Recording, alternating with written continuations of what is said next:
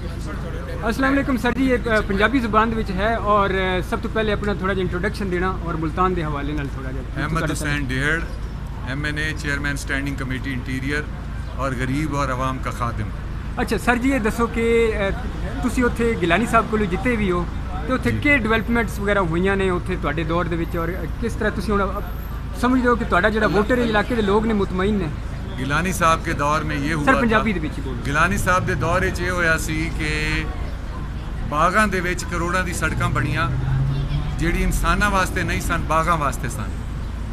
ते 17वें स्केल दी नौकरियां वड्डे वड्डे जगीरदारां नूं मिलियां ते गरीब रह गए।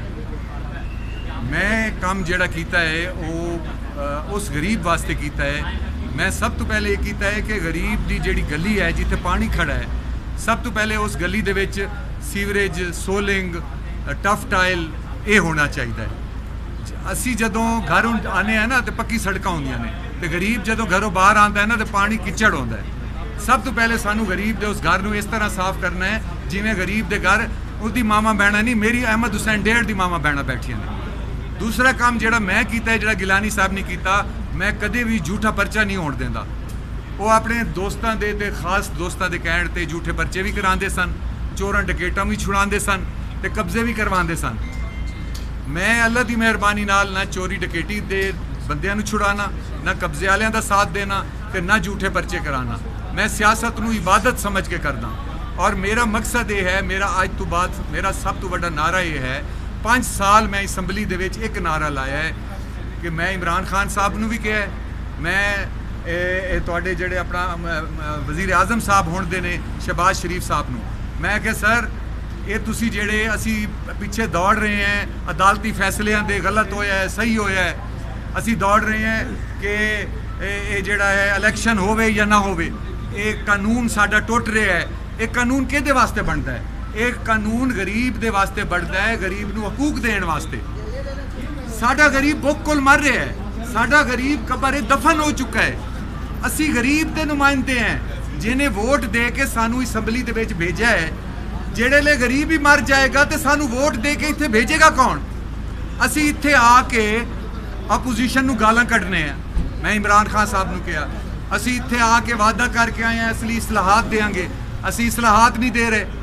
असी हैल्थ दे विच इस्लाहात नहीं दे रहे, असी एजुकेशन विच इस्लाहात नहीं दे रहे, असी ब्यूरोक्रेसी का स्ट्रक्चर चेंज नहीं कर रहे, पुलिस की इस्लाहात नहीं दे रहे जेडे वादे करके आए हैं। इत्थे आके असी अपोजिशन के पीछे पै गए, अपोजिशन नूं असी ऐसी की तैसी कर दी है। साडा मकसद ये सी कि असी आके गरीब की महंगाई खत्म कर दे, गरीब नूं रिलीफ देंदे, गरीब नूं जीण दा हक देंदे। मैं 5 साल तो मुतालबा कर रहा कि मिसाक मुईशत के तहत मैं इमरान खान साहब नूं तुसी बैठ जाओ, PDM बैठ जाए, मिसाक मुईशत के तहत चार्टर ऑफ इकॉनमी के तहत 10 साल वास्ते एक चार्टर ऑफ इकॉनमी बनाओ और वो इस तरह हो जिमें इस्टैबलिशमेंट के मामलात नूं कोई नहीं हिलांदा, उन्होंने कोई ना हिलावे। तो गरीब नूं खसूसी सबसिडी दो, आटा दाल घी चीनी के रेट जिहड़े ने वो 2018 वाले कराओ तो गरीब नूं भुख तो कड्डो। और सब तो पहले अगर गरीब नूं भुख तो नहीं कट सकते तो फिर सारे अस्तीफे दे के बाहर आ जाओ। सर मुल्तान वाले वास्ते कोई खुशखबरी है कोई इस बजट के विच? इसके साथ ये बताया कि ये आम इंसान ह्यूमन राइट्स के वायलेशन है, आम कानून है, वो आम आवाम के लिए क्या उसको लीड मिलने जा रही है या उसको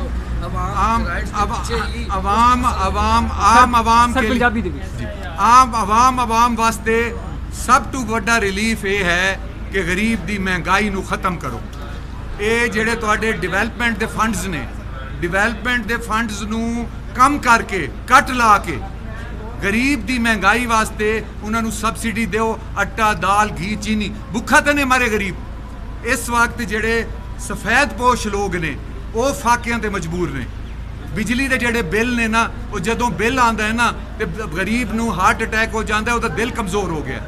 इस वक्त सिर्फ मैं वज़ीर आज़म साहब नूं कहा सी 300 यूनिट तक बिजली फ्री कर दो, फिर वज़ीर आज़म साहब ने 100 यूनिट तक बिजली फ्री की थी, लेकिन PTI की हुकूमत आई उन्होंने ख़त्म कर दी थी। आज मैं फिर मुतालबा करना वज़ीर आज़म साहब नूं कि पहले जिस तरह तुसीं 100 यूनिट तक बिजली फ्री की सी, एक गरीब जिन्होंने रोटी नहीं मिलती उन्होंने मैं समझो तुसीं घर बैठे 10,000 रुपया दे दिता है। इस तरह तुसीं देंदे हो दूसरी स्कीमां के तहत विच बंदे खा जाते हैं रिश्वत दे विच, कमीशनां विच। ते जदों तुसीं 100 यूनिट कम कर दो तो इवें समझो जेड़ा गरीब वो 100 यूनिट का 10,000 भर रहा है वो दी जेब में चला जाएगा। तो खुदा दे वास्ते अगर किसी वास्ते सोचना है वो गरीब सोचो, महंगाई दी सोचो, मुईशत दी सोचो। मैं जरदारी साहब नू मुबारकबाद देना जिन्होंने मेरे 5 साल दे इस इशू नू अज कहा है कि मिसाक के मुईशत की जाए।